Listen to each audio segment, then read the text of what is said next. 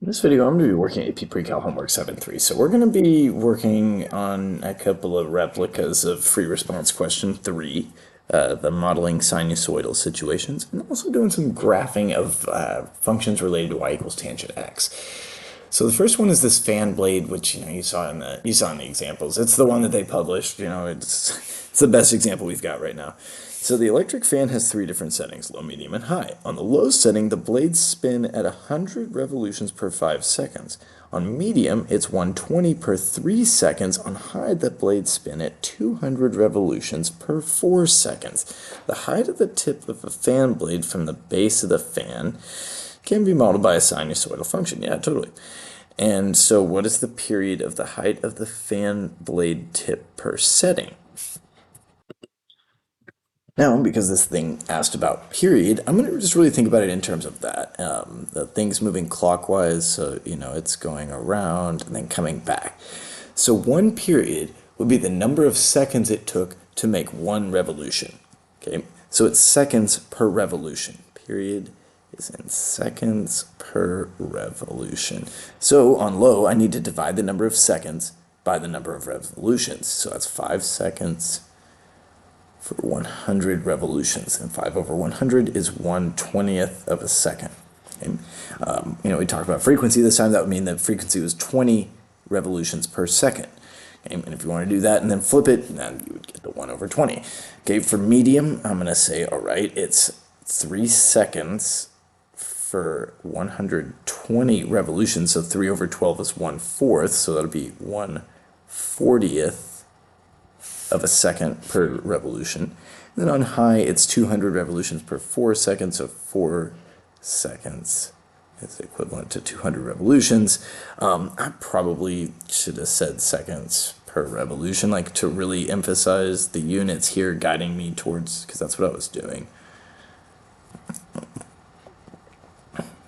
Because that's going to give me a rate in seconds per revolution, which is what the period really is. So 4 over 200, 4 divided by 20 is 1 over 50, or no, 1 over 5, but I still have that 0 down there. So this one's 1 over 50 is what I'm saying.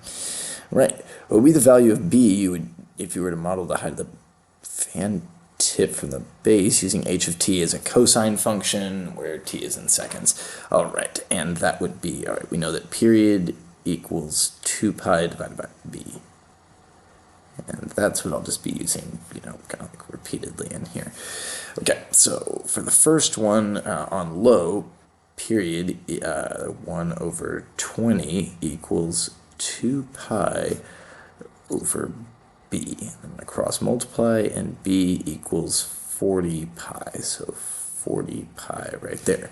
Right, medium 1/40th equals 2 pi over b, and this one's going to work out very similar. B is going to equal 80 pi now. And for high, 1 over 50 equals 2 pi divided by b. And I cross multiply, and I get 1b equals 50 times 2 is 100 pi. Okay, that was nice. That was a nice problem. I like that one a lot. So same thing over here. Different satellites follow different orbit paths depending on their functionality and I think mostly distance from the Earth, but who knows, maybe there's probably other science stuff going on there. The International Space Station takes 3 hours to complete 2 full orbits of the Earth. I bet that's true. We looked that up. That seems really fast, but I don't know that much about space. So again, if we think about, so we've got the Earth and we got a satellite, and we're interested in the period for one orbit. So I'm just going to draw an orbit. Say, all right, it went 1 time around the Earth, and so it's like, how many hours does it take to make 1 full revolution? Okay, so we can do that. We're going to say, okay, 3 hours, I was going to say hours per revolution. That's going to be the period.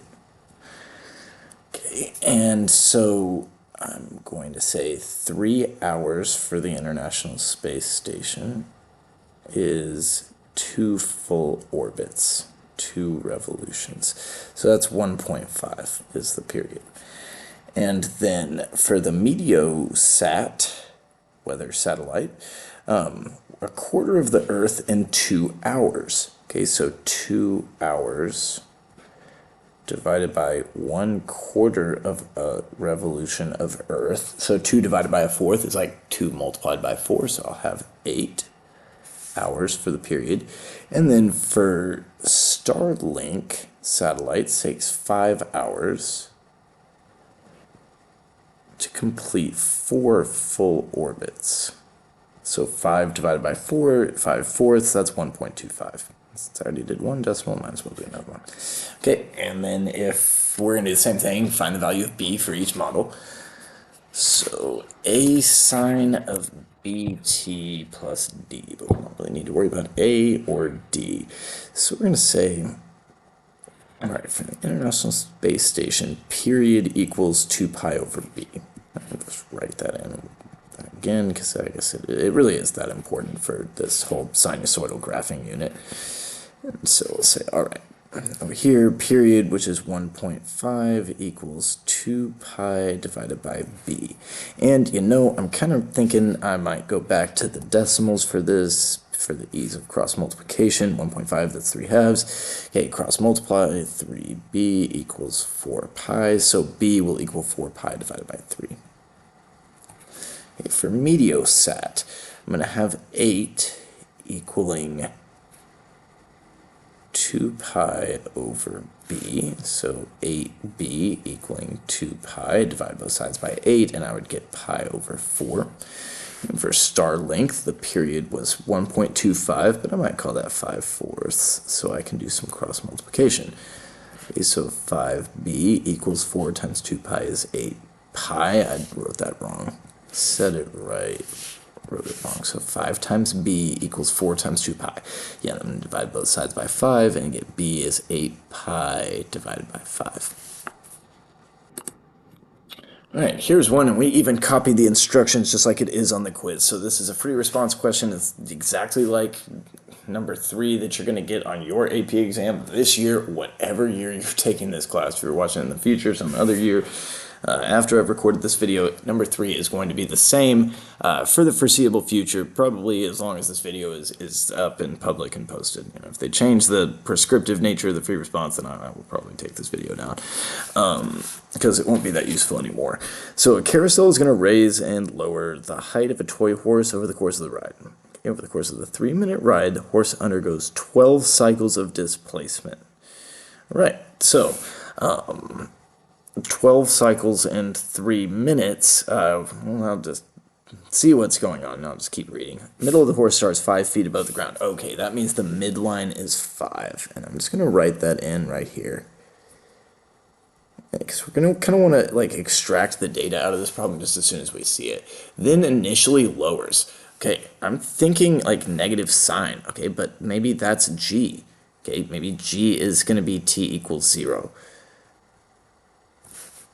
Okay, and so, but I don't know that that's going to be it's going to be that like quite that easy on all of the free response questions. Maybe on some of them, but maybe not all of them. Okay, so determine possible coordinates for these points. Okay, we started that, but I just the distance between the lowest and highest height is 4 feet. So that means that the amplitude is half of that, which is going to be 2. Okay, so that means that the minimum is going to be at 3, and the maximum is going to be at 7. I'm going to kind of just like make my graph on top of this diagram. Okay, so and then that midline is happening at 5 right there. All right, so the y-coordinates of g and k are both going to be 5. I think that would be a good thing to fill in right there. For j, that's at the minimum. That's going to have an, maybe it's not a y-coordinate, I think it's an h-coordinate. Okay, we're saying d, but they have said that it will always be h of t on number 3 in the free response section. So your h, or your output, your height value, that's going to be 3. And I got to think if they're calling it h, it's probably going to be height. Then who knows, there's probably some other thing I'm not thinking of that could be modeled with that letter h. Anyway, p is at the maximum, and that's 7 feet above the ground. Okay. Now, we determined that g was where we started. That was t equals 0. And so now we need to know the period, okay, to get from G to this next spot over there. And so then is that right? No, it's that was not right. I need to know where we're getting to that next period because this is looking like a negative sine graph. Okay, but I will show you two different ways we could model this, and to talk about, multiple different correct answers on the AP exam. And like I've said already, and they're going to be ready for that. Okay, so now to determine the period, I need to know how long does it take to do one cycle of displacement. Okay, so how many minutes per cycle? So that's going to be, okay, going across the horse. They told me 12 cycles is equivalent to 3 minutes. So 3 minutes per 12 cycles. Okay, so that's 3 over 12 is 1/4 is the period. So period equals 1/4 of a minute. Okay, and t is represented in minutes. So the period is 1/4. That means this t coordinate is going to be 1/4. But they didn't really label that point for me. It's not what we need. Okay, we're going to say that, okay, halfway between G and this 1/4 point, it's going to be K, and that's an eighth. Okay, but that's one of the values I need. It's the t-coordinate of K, or one possible t-coordinate of K. There's going to be many right answers by basically adding any constant multiple of 1/4 to my t values, I think, I'm pretty sure. And then for J, that's going to be half of the eighth, is going to be the 16th. And then for P, that would be halfway between an eighth and a quarter. Okay, that's we're gonna probably need to go into 16ths, aren't we? Yeah, 1/8, 2/8. In the middle, I'd have 3 over 16. Yeah, that makes sense. 1/16, 2/16, 3/16, 4/16. Yeah, that looks good to me. All right, so we've labeled the 4 points, but there are other t values that could be valid. Okay, the output values, though, those have to be 5, 5, 3, and 7. Right, the function d can be written in the form d of t equals a sine of b times t plus c plus d. All right, yeah, find the values of the constants a, b, c, and d. All right, so I'm going to do two different ones. I'm going to do the one where we're starting at t equals 0, because I think that's the most obvious way to go, and to say, okay, because I'm going down from the midline, that's going to be a negative sign. So I think I put these values up there. A equals 2. But I'm going to say a equals a negative 2 because I just want this to be a negative sign graph that starts at t equals 0. And as a result, I'll say, all right, c equals 0, d is the midline, which is 5, and b, we're going to have to do a little bit more work for it. Okay, so period is 1/4. Period equals 2 pi divided by b. Multiply across, b equals 2 pi times 4 is going to be 8 pi. Right, and that's one possible response. But another possible response might go ahead and say, all right, well, regular sine, I want sine to be increasing through the midline. Okay, so I'm going to start with a phase shift of whatever k represents. So I could say that k being, equivalent to t equals 1/8. Yeah, I could say phase shift of 1/8. This would all be the same, except this would be positive sign because I was going uphill. Okay, so that second answer down below would be just as valid as the first one I'd put in. So now we're going to refer to the graph of D in part A. The t-coordinate of K is T1. Okay, I might need to get rid of some of these annotations here. Should not have gotten rid of that, but I'll just go back here, and I think that should be good. Okay, K is T1. And so I put that there. And the coordinate of P is T2. And I'd seen that was 3 over 16. Okay, but on the interval T1 to T2, so between these 2 points right here, maybe I'll switch the color. It's that nice teal highlighter. Which of the following is true about D? Well, D is increasing from 5 to 7, from K to P. So D is increasing, and it's got definitely a positive output because, yeah, it's ranging from 5 to 7, and we're not going to have any negative heights. The horse is not going to go below the carousel, so it's going to be positive and increasing. That's always going to happen. They're going to ask you about something like that.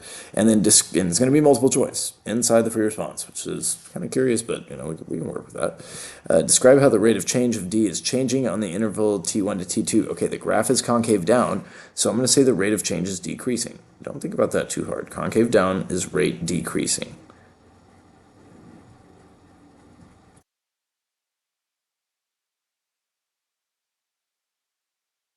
I'm going to go look one more time.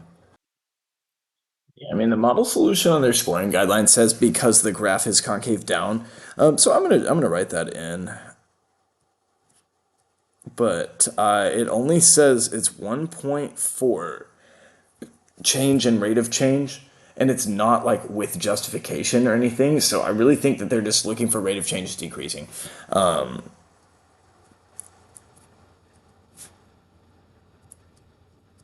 But I think the best answer is going to appeal to the concavity on, I guess T1 to T2. All right, let's do another one. So a very large fan has blades that are 3 feet long. The middle of the fan is 3.5 feet off the ground. Okay, so I think we need a little bit of a kind of vertical scale here. I think I'm going to make I should make the ground at the bottom of the wheels. Yep, that'll be perfect. And then this spot right here, that probably should have been that. Okay, that'll do. So I think that's going to be 0.5. The fan blades are 3 feet long, so that'll be 3.5. And then this one up here at the top, where the y-coordinate point R is, that's going to be 6.5. So that means to me the amplitude is 3, and the midline is 3.5, which I think we can see. I'm going to need to figure out what the period is. Standard power fan blades complete 4 rotations every second. How period is the number of seconds per a rotation. And so 1 second is equivalent to 4 revolutions. So the period is 1/4. Right.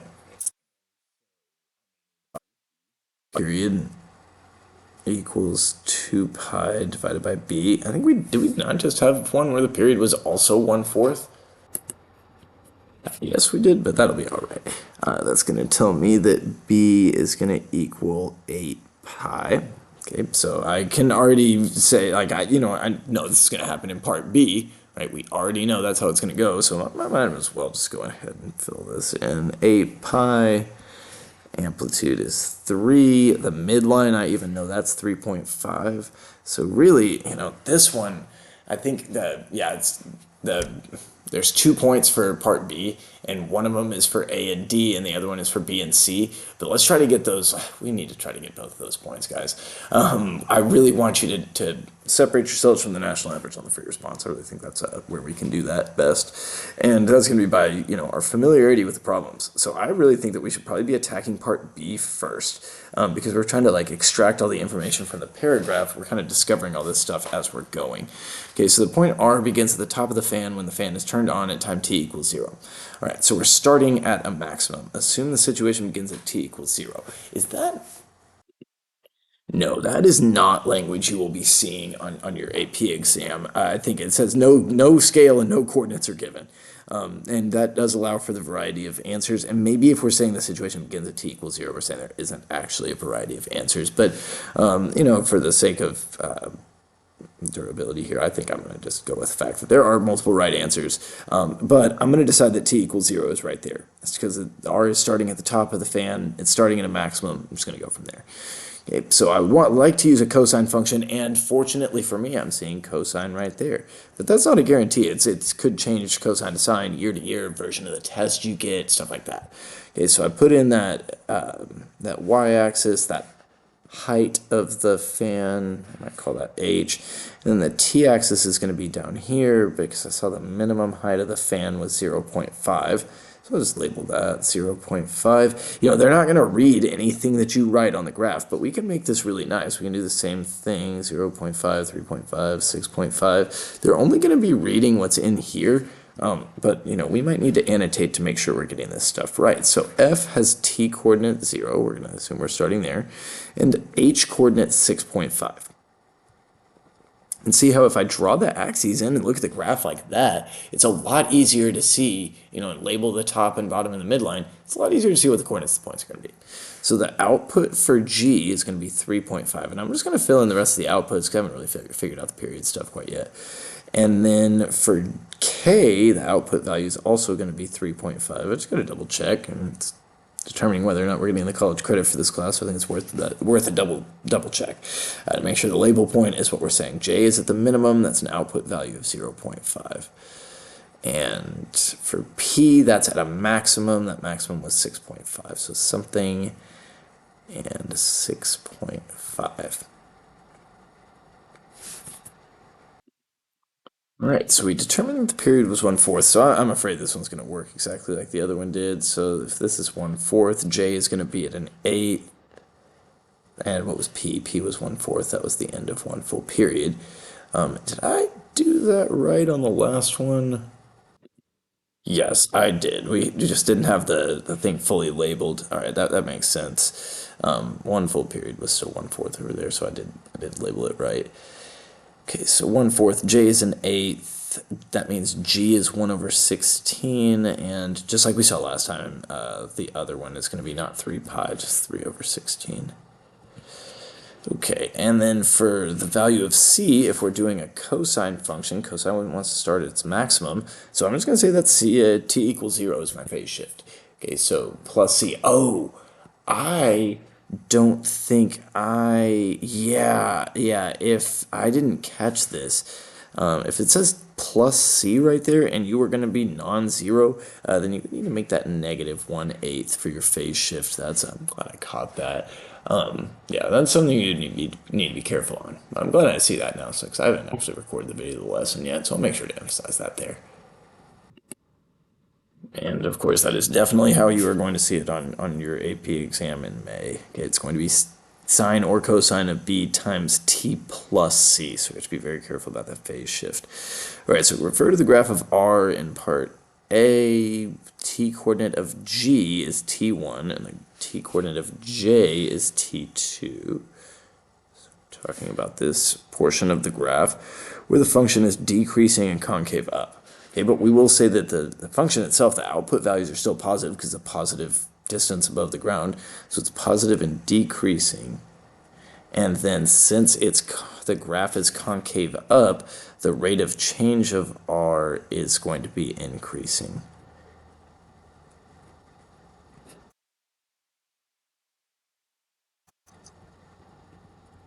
And to just be sure, I'm going to explain my reasoning. Because the graph of R is concave up. Okay. All right, now we're going to move on from free response question 3 and graph some y equals tangent x transforms. All right, and so I think what we're going to do, I'm just going to start off, giving you the standard box like we went over before. And let's say, I'm just going to start over here. That's going to be my y-axis. And, all right, so the period of tangent x is pi. Now, I'm realizing, again, because I haven't done the lesson quite yet, I do think for this standard one, I'm going to want to put the y-axis in the middle. So I guess I'll actually be graphing 2 periods of this here, and maybe I'll decide that I don't want to do that in the future, but I think for now, yeah, no, okay, so sketch 2 periods of the graph using the box method. I hadn't really given too much thought to how we were going to do this. Honestly, I was just kind of starting with homework to see what are we even doing in this lesson. Okay, so starting with that's going to be x equals 0 there. I'm going to also draw the x-axis to be right here in the middle. Okay. And so what we know is the tangent of 0 is 0, tangent of pi over 4 is 1, and tangent has a vertical asymptote at pi over 2. So I'm going to draw in the vertical asymptote there, and then also a vertical asymptote at x equals negative pi over 2, really anywhere where cosine would be 0 if you think about it. And so the graph kind of, it's got those arms, so it goes up like that.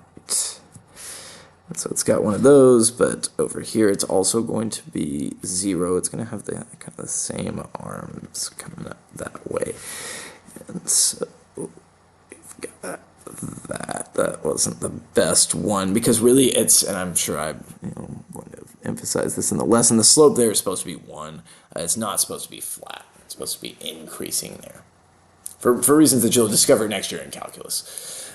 But okay, so the period is pi for tangent, phase shift for this one, there's nothing subtracted, midline vertical shift, no, vertical asymptote locations, this is pi over 2 plus pi times n, where n is an integer, right? Because pi over 2 is the first vertical asymptote, or the most common vertical asymptote we know of tangent, and the period is pi, so it's going to repeat having a vertical asymptote every pi, every integer multiple of pi.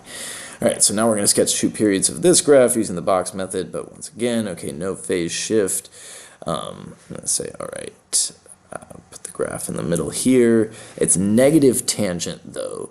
So it's going to kind of come from above. Maybe I'll put in the vertical asymptotes. And I guess I might not have labeled the axes as much as I could have. But we can't really label the vertical except for the midline shift. So that's going to be 10 because of that 10 on the outside there. And so then I'm going to say, all right, period is going to be, all right, pi divided by b. Is that going to be true? Yeah, for the same reason that the period of sine and cosine is 2 pi over b, our period for tangent is going to be pi divided by b, so that's going to be 2, nope, period equals pi divided by 2. All right, and that makes sense. Horizontal dilation by a factor of a half should be period equals pi over 2. So I've got no phase shift, so I'm going to start at the middle here in 0. Period is pi over 2, so that'll be 1 that way, 1 back this way. There we go. Got those there. All right.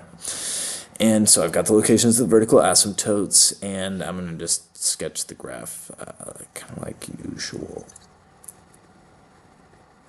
That was pretty good. And then I'll be at 0 here, or not 0, at the midline here and there. And so I was increasing up through there and increasing there. Okay, that's 2 full periods. You might have drawn yours slightly differently, but it's kind of starting at a vertical asymptote. And if so, that's up to you. That's totally your call. I determined that the phase shift was 0, so my y-axis will come in right there. And then my x-axis will be, it's tough to really give a scale. So it's definitely below y equals 10, but, who am I to say it's not that horizontal line? Or maybe this horizontal line, right? It doesn't really matter. That'll be just fine. So the midline vertical shift, that's 10. Phase shift, let's say 0, period was equal to pi over 2. And the vertical asymptote locations, just grab one of them, pi over 4 plus period times n, where n is an integer. All right. Now, tangent of x divided by 2 pi. I like this. This is a little different. So the period equals 2 pi divided by b.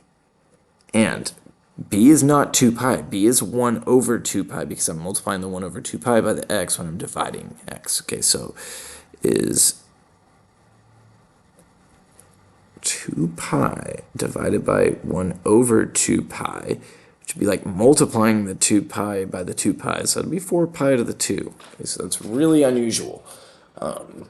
There must be a test question that's got, like a multiple choice question that's got this going on, because this is very unorthodox, or maybe we made a mistake, and that's definitely possible too. But the period, I've got 4 pi squared. phase shift 0, so I'm going to start here in the middle. Just assume that's 0. It's already hard enough anyway. All right, so half of 4 pi squared is going to be 2 pi squared. Nope.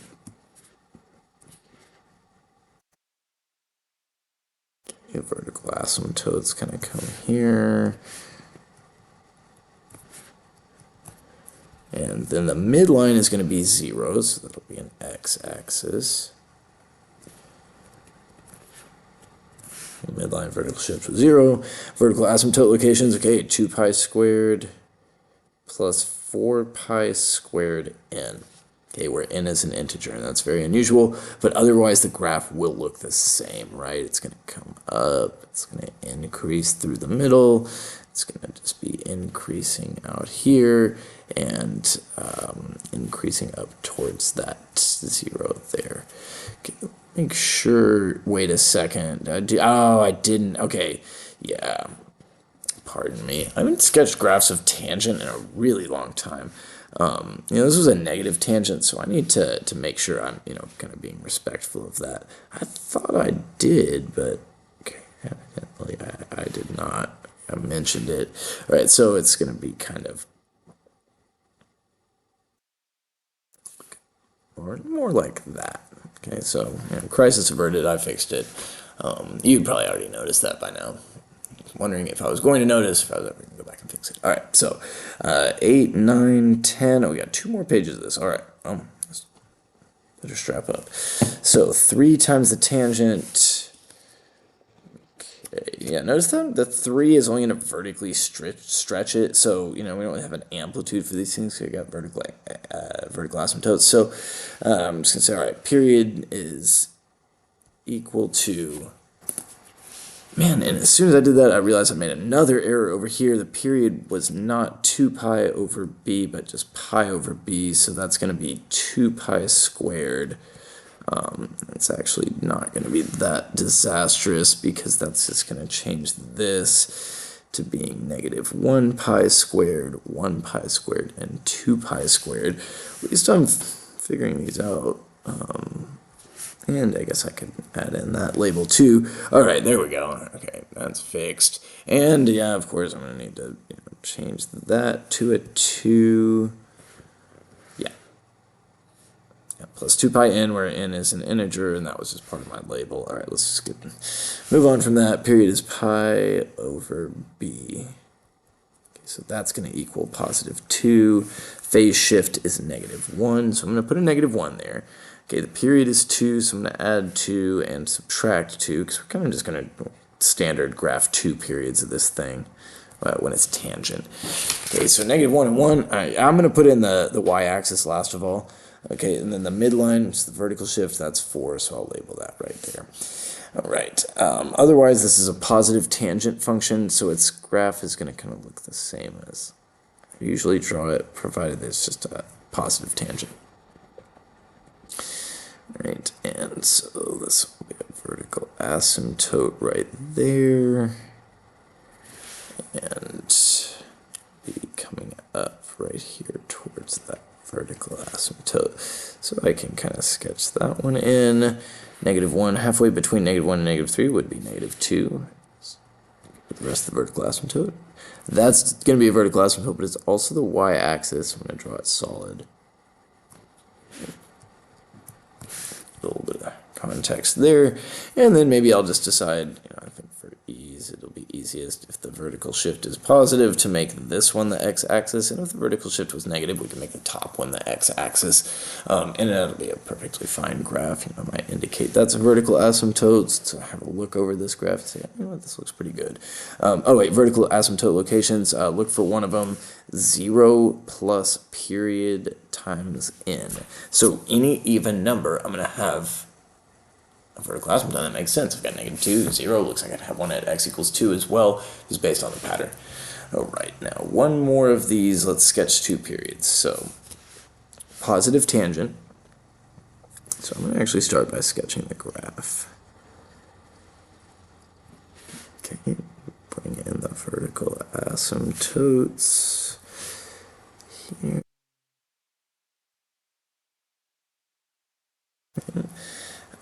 Phase shift is pi, so I'm going to put pi in the middle. Figure out the period. Period equals pi divided by b, which is a half, so it's going to be 2 pi. Okay, so I'll add 1 period out here, 3 pi, subtract 1 period, that'll be a negative pi. Right, and halfway in between, that would be 0 here, and 2 pi. Okay, so since now I know that this is the y-axis, kind of draw in on top of that. Let's say, all right, the vertical shift was -1, so I'll put that there. And that's kind of what I was saying earlier, and end up making the rest of the graph, but now I can do that. And say, all right, if the vertical shift is negative, then I can make this my x-axis, or that, and it's going to be y. All right, and that'll be good enough. See, the vertical asymptote locations is 0 plus 2 pi n, where n is some integer. All right, so we need to figure out the period b, and is a positive or negative? All right, because the thing is increasing the whole time, I'm going to say a is positive, because the graph is always increasing, and that's how we know we have a positive tangent. Okay, maybe I could do a little better than that. Yeah, and I can still do better. A greater than 0. That's my answer. Okay, so the period is how far it takes for it to replicate itself. Looks like I went from -4 to 0. That would be a width of 4. Double check. Going from 0 to 4, yeah, period equals 4. Period equals pi over b. Multiply both sides by b. Divide both sides by 4. B is going to equal pi over 4. All right, and on this one, I think the one before, we could also say we know that d equals 0. I don't remember exactly about c. Maybe we could figure these things out if we had to, but it's not asking us, so I'm just going to kind of do the same thing. To go from, I gotta assume that's a quarter, and that's, yeah, that's, I see it from the scale now. So to go from 0.25 to 0.75, that's a width of 1/2. Or you could look for the distance between the vertical asymptotes, because that is, kind of the repetitive pattern of tangent, is that it starts increasing from -infinity up towards +infinity, and then it just repeats itself. Okay, so it looks like the period is 0.5. So period equals 2 pi over b, so I would cross multiply and get b equals 4 pi. And again, since the graph is increasing, I'm going to say that a is a positive number. Right, again, the graph is increasing, so I'm going to say a is a positive number. I think that's the first thing I'm noticing about this, so it might as well be the first thing I answer. The period is how far does it take for it to repeat itself, so from -3 pi to 0, that would be a period of 3 pi. I can even double check that there and see I went 3 pi again, repeated itself again. Period equals 2 pi divided by b. So I'm going to multiply both sides by b. Divide both sides by 3 pi. And get b is 2/3. Man, how many times have I done that? Again, I am just, do it on this. Okay. Did it only 2 times, so only for the 3rd time on this video, pardon me. Pi over b, that's going to mean b equals 2 pi instead of 4 pi on this one. Yeah, but that's the important piece of knowledge that evidently I just wasn't remembering quite yet, that the period of tangent is 1 pi and not 2 pi. Okay, so because I was like, how is multiplying by 2/3 going to give me a horizontal dilation that would take me from 1 pi to 3 pi? That doesn't make any sense. It would be horizontal dilation of a factor of 3, so the multiplier would need to be 1/3. Okay, maybe this one I'll do it right. Okay, so it's going downhill, right? On each of these arms, it's going down, so this is going to be a is less than 0. It's the last one, I got to do it right. Okay, the period is going from pi over 6 to pi over 2 to 5 pi over 6. So what I might do is I might just say, all right, it's the horizontal distance is going to be the larger x minus the smaller x. greater one, so pi over 2 is 3 pi over 6. I'm going to subtract 1 pi over 6, right minus left equals 2 pi over 6. And that's pi over 3. So that'll be the period. Period equals 1 pi divided by b. I cross multiply, pi times b equals 3 times pi, or we could have definitely solved that one with our eyes. We could have said b equals 3. But this one's definitely going to have some sort of phase shift involved, I think. But that wasn't anything they asked us about, so that's going to be all for this video. Thanks for watching.